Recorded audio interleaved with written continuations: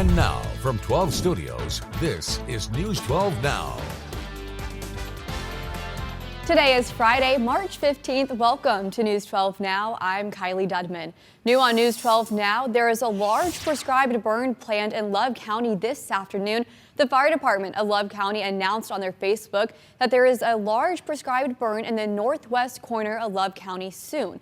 They asked people to expect lots of smoke out that direction and not become overly concerned. Oklahoma Attorney General Gentner Drummond has filed a lawsuit against Cancer Recovery Foundation International. A 10-state coalition has joined the Federal Trade Commission in suing Cancer Recovery Foundation International, also known as Women's Cancer Fund, and its operator Gregory Anderson. The prosecution is claiming that the Women's Cancer Fund gave only about 1 cent of every dollar went to provide support, while the overwhelming majority went to pay for profit fundraisers and Anderson.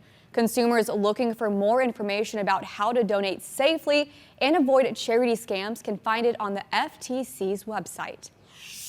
The National Guard CounterUAA Symposium, and it's really focused. The Oklahoma National Guard is pushing for their federal and local government to help them prepare for drones. In the inaugural Oklahoma National Guard Counter Unmanned Aircraft System Symposium this week at Oklahoma State University, the Oklahoma National Guard stated their desire to use state funds to work with the drone industry to innovate their equipment and tactics. The symposium included multiple agencies, allowing those industry partners to discuss technological advancements and strategic approaches to counter unmanned aircraft operations. The OSU's Aerospace Institute for Research and Education hopes that this symposium is the first step for Oklahoma to become the national leader for the National Guard.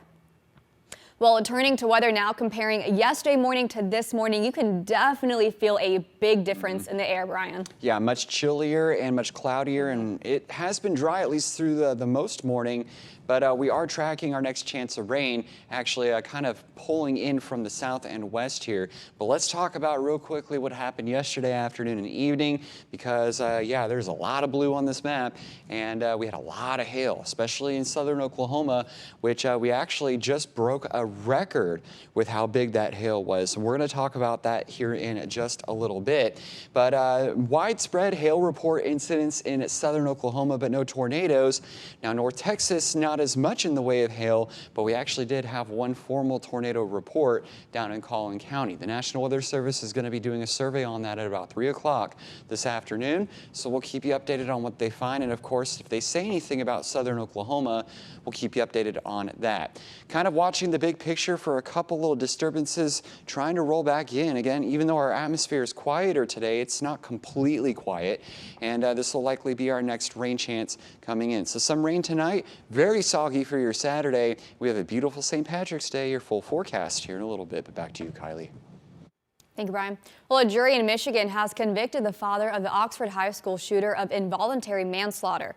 The shooting happened a little more than 2 years ago. 4 students were killed in that shooting. James Crumbley's conviction came just a month after his wife Jennifer was convicted of the same charges. Even though their son carried out the attack, prosecutors argued both parents caused the school shooting by failing to properly store the gun he used. Oakland County Prosecutor Karen McDonald discussed the case on CBS Mornings. Take a listen. I experienced this event much like everybody across the country and particularly in the state, and I'm a parent. And the very first question I asked was, where did he get that gun? And how did he get it? We don't ask the question enough. We don't. And we owe that to our kids. We owe that to our kids to ask, where did that weapon come from? Instead of just focusing on the shooter. The son is already serving a life sentence. Both of his parents are scheduled to be sentenced next month. Well, today, a judge in Georgia ruled the lead prosecutor in the criminal case against Donald Trump has to go, or the entire prosecution team will get the boot. Now, this comes after the former president scored a legal win in New York and a loss in Florida yesterday. Fox's Caroline Shively has the details from Washington. A judge in Atlanta ruled Friday that District Attorney Fani Willis can stay on the election interference case against former President Donald Trump, but she has to fire her ex-boyfriend, Special Prosecutor Nathan Wade, before the case can go to trial. Trump's co-defendants have alleged that the relationship was a disqualifying conflict of interest. It seemed to matter to the judge that Wade had this relationship and the timing of it and the credibility in the courtroom. President Trump has been hammering Willis on the campaign trail. Fani. So corrupt Fani Willis hired her lover, Nathan Wade, so they could fraudulently make money together. Let's make money, darling. The news in Georgia follows major legal developments in Trump world on Thursday. A Florida judge rejected one of two bids by the former president to get his classified documents criminal case thrown out. And New York prosecutors suggested a 30-day delay in the 2016 Stormy Daniels hush money trial that was supposed to start March 25th. Trump's lawyers had been pushing for a 90-day postponement. This sounds like they actually have some factual information that's come to their attention that they have to sort out and decide what effect it has on the case. Trump faces 4 different criminal trials, and now none of them with hard start dates, less than 8 months before the election. In Washington, Caroline Shively, Fox News. Vice President Kamala Harris hosted Ireland's Prime Minister for breakfast in celebration of the special Irish holiday. Taoiseach Varadkar is visiting the U.S. 2 days ahead of St. Patrick's Day, which is happening this Sunday. U.S. administrations have a long-standing tradition of hosting Irish leaders for the holiday. President Biden will also be hosting Varadkar today for a joint meeting at the White House. During breakfast, the Prime Minister spoke about supporting the U.S. bring a ceasefire to Gaza. In Ireland, we know how quickly atrocities can lead to calls for vengeance. But we also know that the cycle can be broken and that new hope can replace old hatreds. Like you, we call for the unconditional and immediate release of all of the hostages, a very significant increase in humanitarian aid, food, medicine, sanitation, electricity, and an end to the fighting by both sides, Israel and Hamas. And we support the work of the United States in trying to bring that about.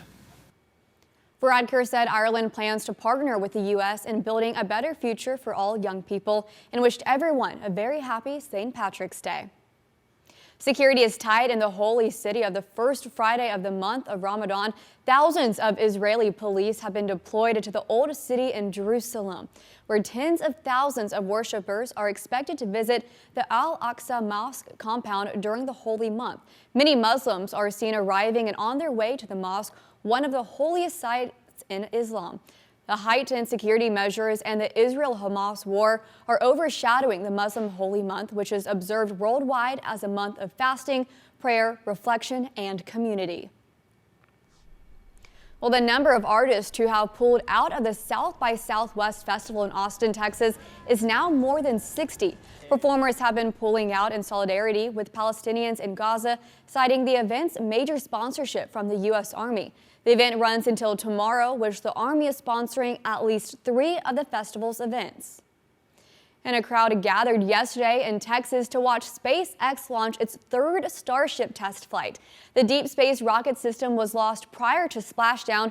2 pieces of communication went down simultaneously during the integrated flight test. But despite the loss of the spacecraft, SpaceX is heralding the launch as a major success. It reached orbit speeds and flew much further than prior Starship flights. The future of Starship is critical, both to SpaceX and its key partner NASA, which hopes to eventually use it to carry astronauts to the moon's surface. Be sure to tune in to News 12 at 5, 6, and 10 tonight for a complete wrap of what happened today in Texoma and beyond. Thanks for watching and have a fantastic Friday.